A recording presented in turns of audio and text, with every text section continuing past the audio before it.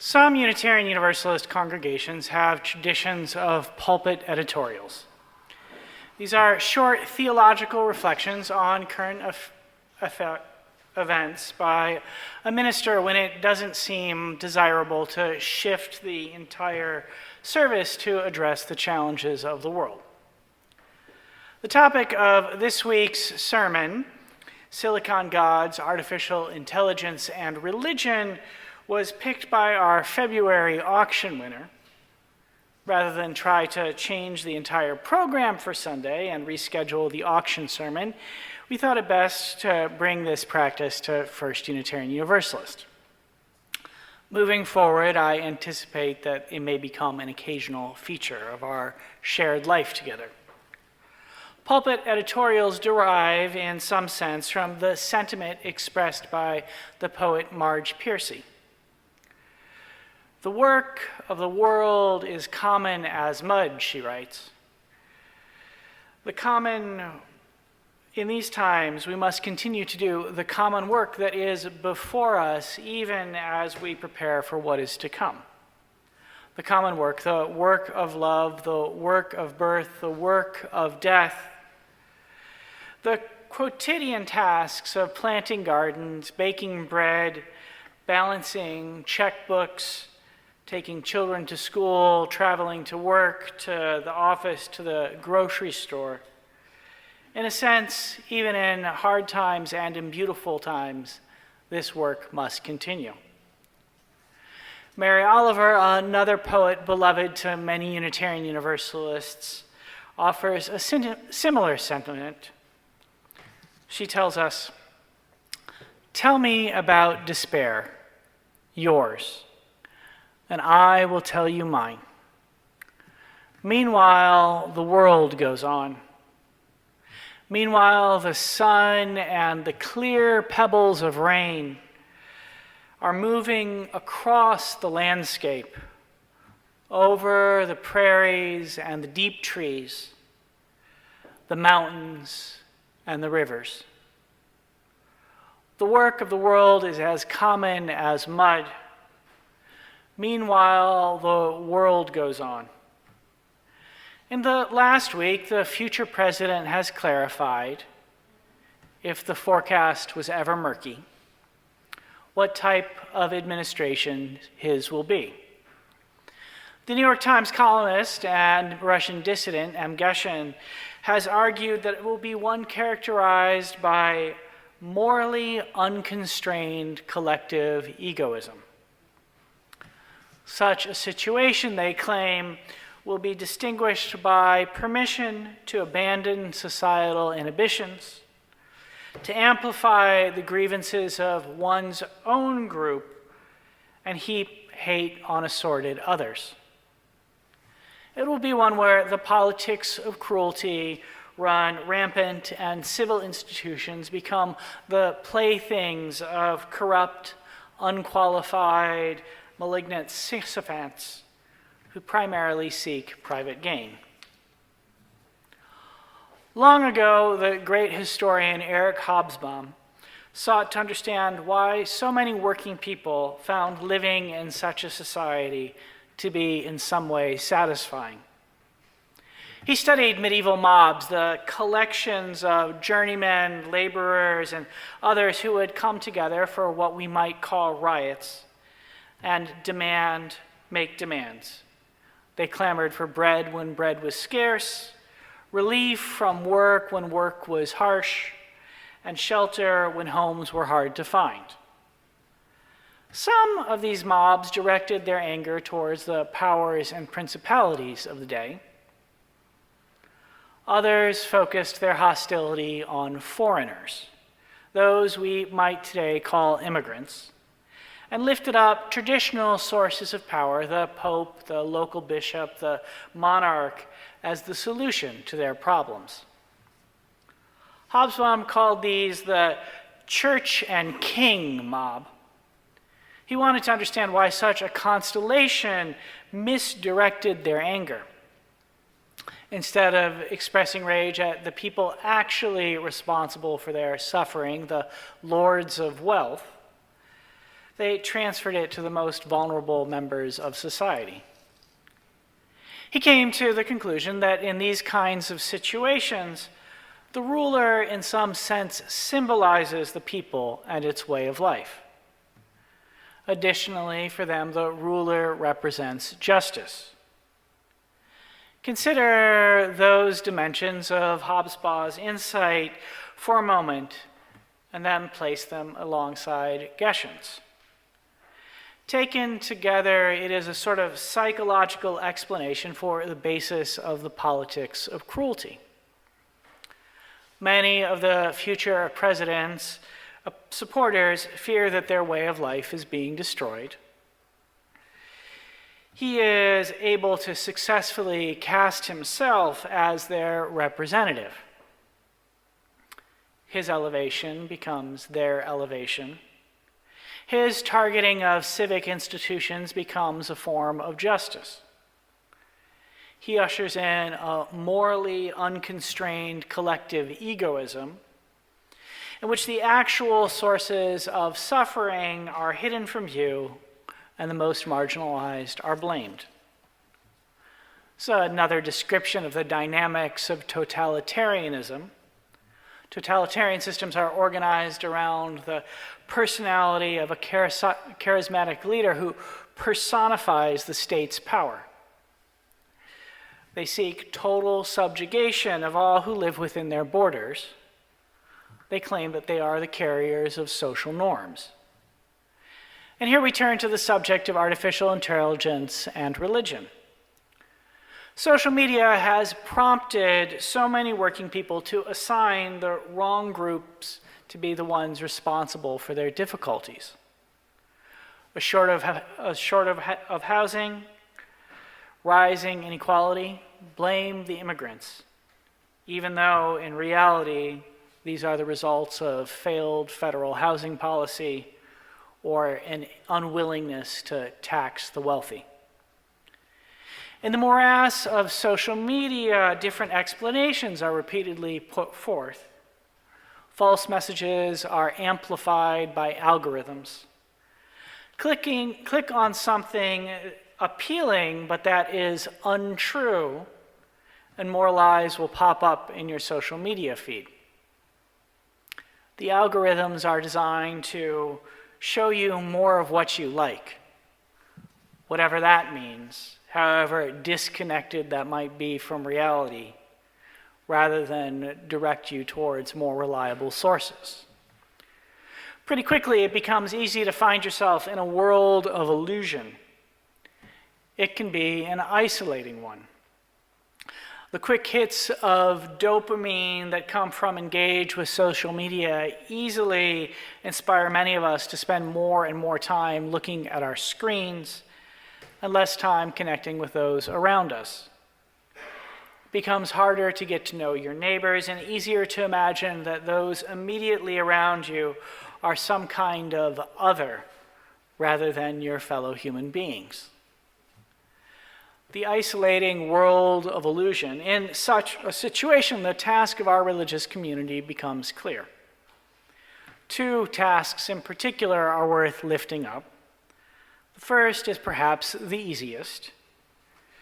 Collective egoism, totalitarianism, call it what you will, it is built on lies. We have a free pulpit. We are a free religious tradition. We must name the lies and counter them with truths. We must name one lie especially. We might call it the biggest lie. The Universalist part of our tradition is rooted in its opposition. The biggest lie: there are such things as human races. The truth: there is one race, the human race. The biggest lie: nations and borders are natural things. The truth: they are human creations. The biggest lie: there is this group and that group, and they have nothing in common. The truth: we are all bound up together, all part of the great family of all souls. We are all part of the great family of all souls. This brings me to the second task before us, building communities of care. A politics of care is based on connection to those around us. It requires us to reconnect with our neighbors, to strengthen social ties, to remind each other that no matter how different we are, we all have something in common. That something is the simple truth that we are all children of the earth. We're all children of the same long-dead star. We are star children, connected by the very air we breathe, the water that flows through our veins, the stones and soils that form our blood and our bones. To help each other remember this, we need to build community. We need to shine the clear light of connection strongly enough that it casts away the isolating world of illusion. Last week, I asked you to invite someone to come to church with you. I encourage you to share your Unitarian Universalist story with them by answering the question, why is your life better for being part of First Unitarian Universalist? As we face what is to come, I'm going to continue to encourage you to invite people to join us. Together, our community offers an antidote to the viral algorithms that spread misinformation and separation and encourage a politics of cruelty. And it's not just about inviting people to church. We must widen love's circle by creating as many of circles of care as possible. This means getting to know your neighbors. This means building stronger relationships with your coworkers. It is through these acts of community creation that we create the resources necessary to counter the politics of cruelty. Such politics are based on abstraction. They come from things you think you know about others rather than the reality of their lives and of yours. It's through this work that we create new social norms that are focused on compassion and commonality rather than fear and disconnection.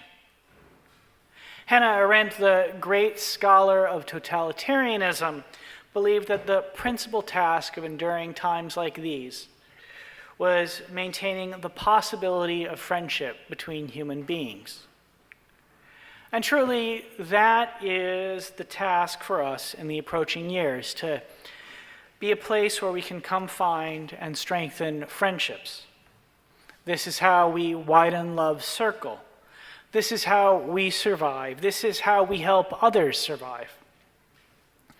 Over the next months, I will be inviting you into conversations about how we can best be a place to build such relationships and nurturing circles of care. So in this segment of the service, which we've titled Reverend Scott versus ChatGPT, we have asked Reverend Scott and ChatGPT to answer the same question. ChatGPT is perhaps the best known generative chatbot, artificial intelligence chatbot. It is a large language model, which means it's been trained on a massive amount of text with the intention of enabling it to mimic human creativity as much as possible. The engine we used was GPT-4.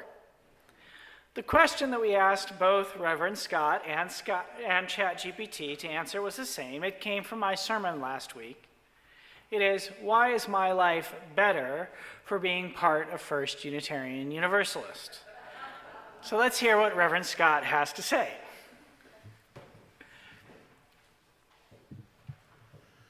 Last week, Reverend Colin told of his conviction that building the beloved community is the way forward during these hard times. He asked for each of us to consider the question, why is my life better for being part of this church? One that is committed to building a multicultural, multi-generational, and multiracial community.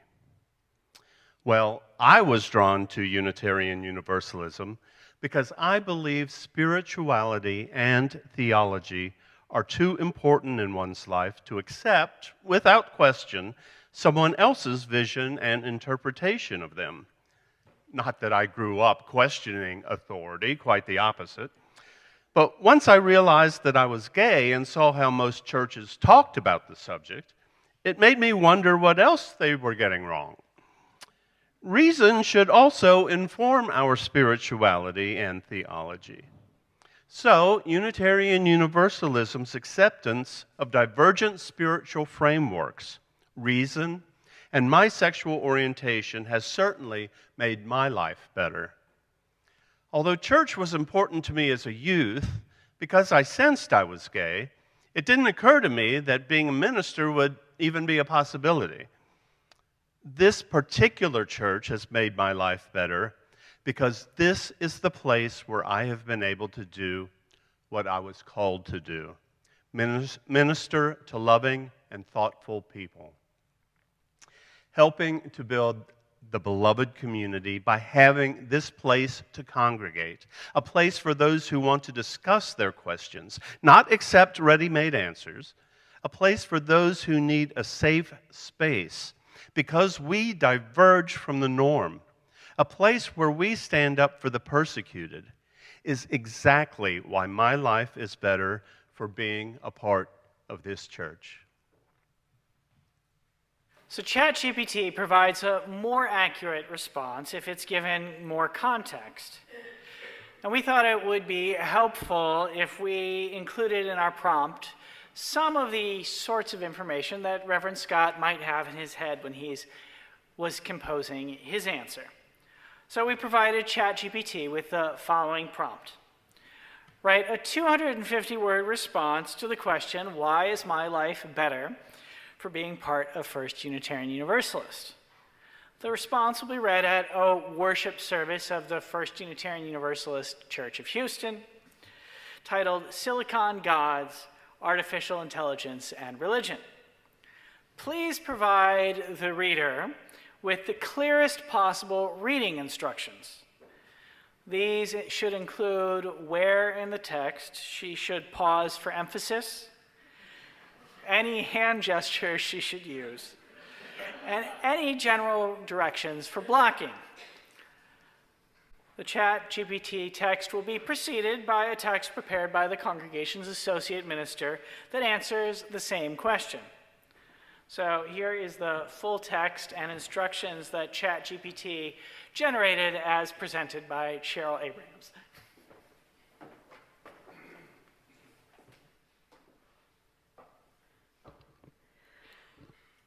My general directions are to speak slowly and warmly, as if sharing a personal story with close friends. To make eye contact with the congregation as often as possible. To use natural gestures to emphasize gratitude and connection, such as placing a hand on my chest when discussing personal feelings. To stand comfortably, feet hip-width apart to convey confidence and openness.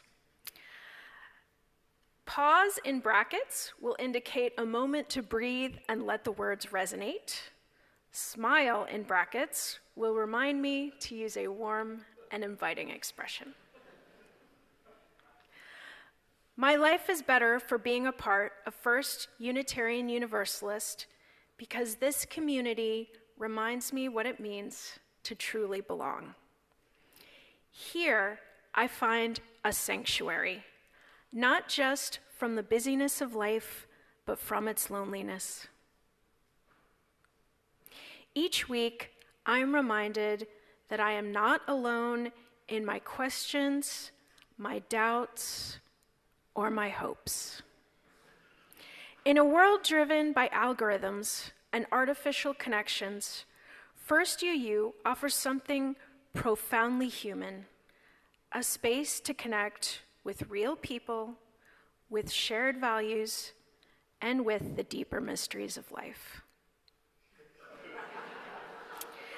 Being part of this congregation has challenged me to grow spiritually ethically, and personally. The sermons stretch my mind, the conversations nourish my soul, the acts of service remind me that love is a verb. And perhaps most importantly, FIRSTUU gives me hope. Hope that in an age of silicon gods, we can still gather to celebrate the divine spark in each of us. For all of this, and for all of you, I am deeply grateful.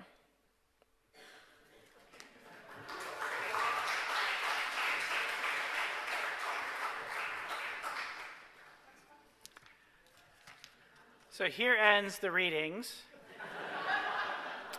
So, Reverend Scott, have I got a joke for you? Oh boy.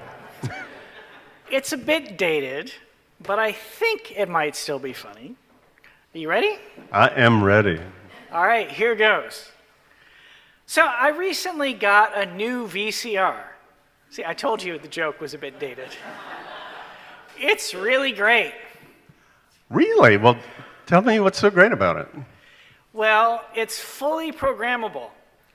I can set it up to record all of my favorite shows. That way, I don't have to watch them myself. It saves so much time. It saves so much time. I'm not sure if the joke's actually funny, but I do appreciate Reverend Scott being a good sport about it.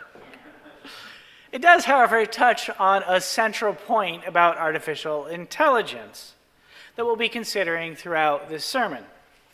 What work do we need to do to be human? What work do we need to do to be human? We'll return to the question in a moment, but first a brief explanation about this Sunday's service. As I mentioned earlier, every year at the auction, someone gets to bid on the right to tell us what they'd like a service to be about. This year's winner selected something that is on many of our hearts, artificial intelligence. Particularly, they wanted us to reflect on artificial intelligence and religion. It's a subject we're actually going to return to this spring as part of our Future Visions, Future Selves series. But for now, I want to begin our reflections by inviting you to read responsively number 567 in the gray hymnal, 567, To Be of Use by Marge Piercy. I'll read the plain text, and you can read the italics. I want to be with people who submerge in the task.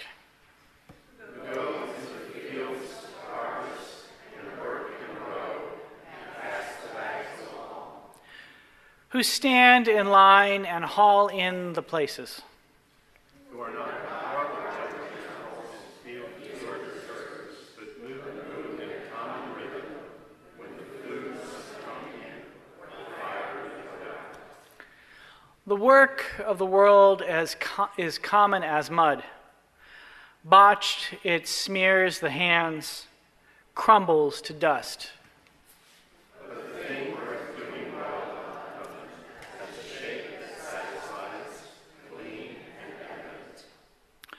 Greek amphoras for oil or wine, Hopi vases that held corn, are put in museums, but you know they were made to be used.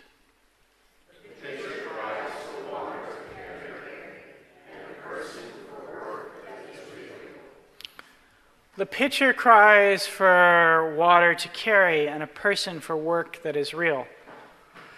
The last line describes some of the stakes of artificial intelligence. What kind of human work will it replace? Will it replace the sort of work that gives life meaning, or will it really just make life easier? Imposing the questions, a confession. I'm not saying they're the right questions to ask about artificial intelligence. In truth, it's a subject that is far from my area of expertise. It's not something to be approached lightly. It's vast and complicated. It has profound implications for the human future. Some who study it, like the computer scientist Stuart Russell, call the creation of artificial intelligence the most profound change in human history. The most profound change in human history. That is quite a statement, and one that deserves deep theological reflection for certain. Whether it is justified remains to be seen. The core question within it is whether something called general purpose or super intelligent artificial intelligence will emerge. This would basically be like crafting God. Such an intelligence would have access to the full scope of human knowledge. It would be able to perform any human skill. It would be self-motivating and pursue its own objectives. Presumably, it would be able to harvest the sum of human accomplishments and divert those accomplishments to some larger goal. There are both dystopian and utopian visions of what such a general-purpose artificial intelligence might look like. The Matrix series of movies offers one you might be familiar with. In it, humans function as little more than fodder for a society of super-intelligent machines. Others tell more pleasant stories. Stuart Russell describes their dreams as one in which general-purpose artificial intelligence would turn everything into a service. Under its reign, there would be no need for armies of specialists in different disciplines, organized into hierarchies of contractors and subcontractors to carry out a project. Whatever your desire, a home improvement project, a better relationship, a cure for cancer, a great literary work, a plan to visit Venice, all you will have to do is let the general purpose artificial intelligence know, and if you have the resources, it will make your dream come true. Such a world is still a ways off. How far? No one knows. Some think it will emerge in our lifetimes. They believe that it is perhaps in the incubation stage somewhere deep within the servers of Silicon Valley. Others think that it is distant, or that it might never emerge, that anything that we create will only resemble the facsimile of intelligence, not human brilliance itself. In the meantime, artificial intelligence is already profoundly shaping our lives. Algorithms are pushing us further and further into our political silos.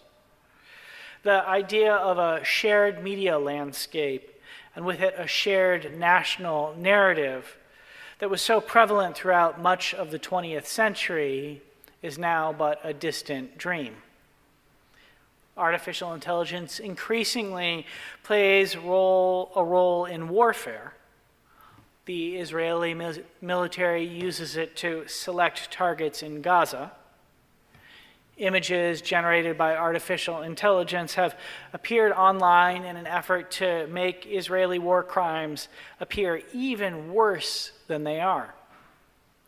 At the opening of the war in Ukraine, artificial intelligence was used to create a video of President Volodymyr Zelensky ordering his fellow Ukrainians to surrender. Lethal autonomous weapon systems, things we euphemistically call killer robots, already exist. According to the BBC, it's possible to buy them on the darkest recesses of the internet, although I chose not to verify that fact. Grim as this comment might be, artificial intelligence is also present in more pleasant and productive spheres. It's used in entertainment. None of the recent Marvel movies would have been possible without it.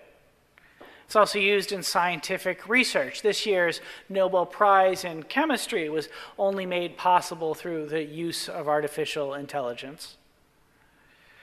It's used in logistics and in figuring out where to ship things across the globe. Your food, your cars, your clothing, all comes to you with the aid of artificial intelligence. Truthfully, it's just about everywhere. It helps us with our live stream on Sunday morning. You almost certainly carry a device with you, a smartphone in your pocket that has all sorts of AI programs on it. This morning I used an app to call a car to bring me to our campus. The trip was made possible because a form of artificial intelligence matched me with the nearest driver. The picture cries for water, a person for work that is real. In this context, there are so many questions we could be asking about artificial intelligence. And here I turn to the question of work. Queries about a silicon god, the creation of a general-purpose artificial intelligence to which we might lift up hymns of praise and say, "All hail computer," is some ways off. The impact of other forms of artificial intelligence on our lives is already here. Can you think of ways that you have benefited from artificial intelligence? They are likely to be myriad. Can you think of ways that it has created problems or represents challenges? They too are perhaps manifold. The question of work, and by here I mean human activity, has always been fraught by automation. As far back as the Greek philosopher Aristotle, there have been fears about the potential of machines to replace humans.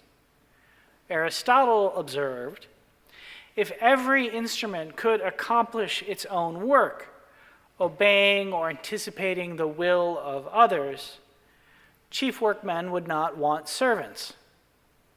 Chief workmen would not want servants. Automation has long been sold as a way to release us from unpleasant tasks.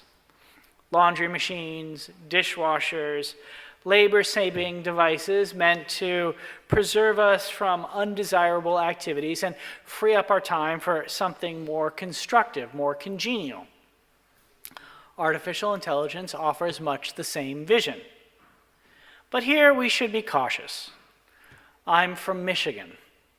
Automation, the arrival of various kinds of robots to the factory floor, decimated the industrial workforce throughout the latter half of the 20th century.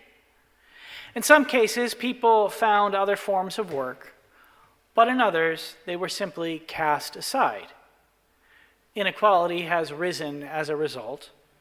The kind of labor you can do without a college education has become less lucrative.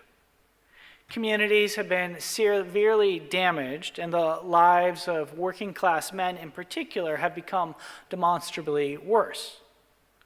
A major source of appeal of the future president is that he has, disingenuously, promised to fix all of this.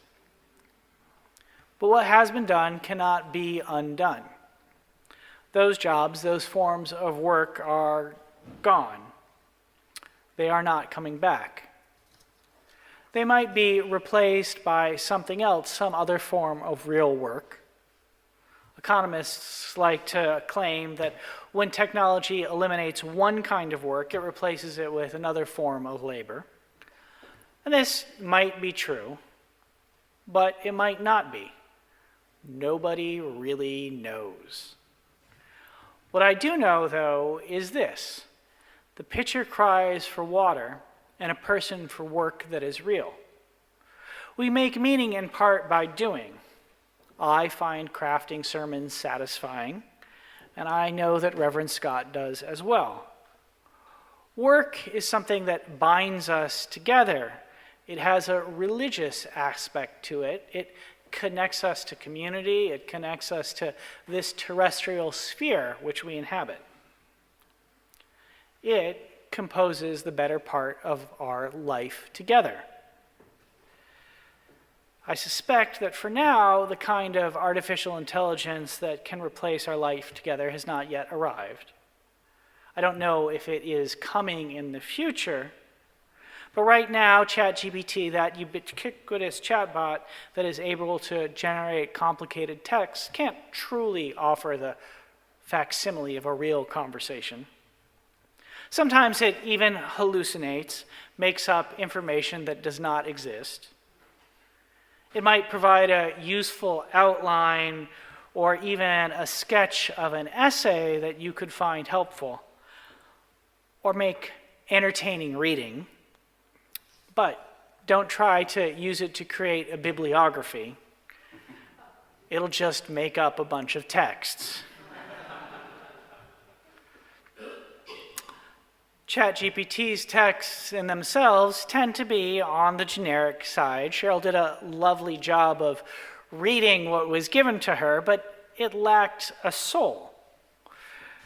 Such texts need a human to come in and help them come into being. At a minimum, they require a prompt, a bit of human intervention to make them realize their potential is often required as well. Left to their own devices, ChatGPT and other bots do precisely nothing. I've even been told that our ChatGPT-generated choral anthem would have been a disaster if Chelsea had not stepped in to score it. And let's face it, I think that Reverend Scott's answer to our prompt was much better than the algorithms. This gets to one of the core distinctions between artificial intelligence and us, at least for the moment. Reverend Scott is a human being with a life story. He has experiences, he has memories, he has feelings. He can craft something from deep within. But ChatGPT, it's just a computer program. Any experiences, any stories it might come up with will just be material that is somehow synthesized from its vast catch of data. So the replacement of the human with the robot is probably a little while off. Will it ever come? I do not know. But a final comment before we close. To me, one of the most distressing dynamics about all the conversations about artificial intelligence is that they largely take place outside of the context of what truly binds us together. That is, the one genuine universal religion, our shared residency on Earth. Artificial intelligence consumes vast amounts of electricity. It and its associated technologies currently account for 2% of global energy use. The number is projected to double by 2026. If such increases continue, energy use for artificial intelligence has the potential to undermine the scant progress being made to address the climate crisis.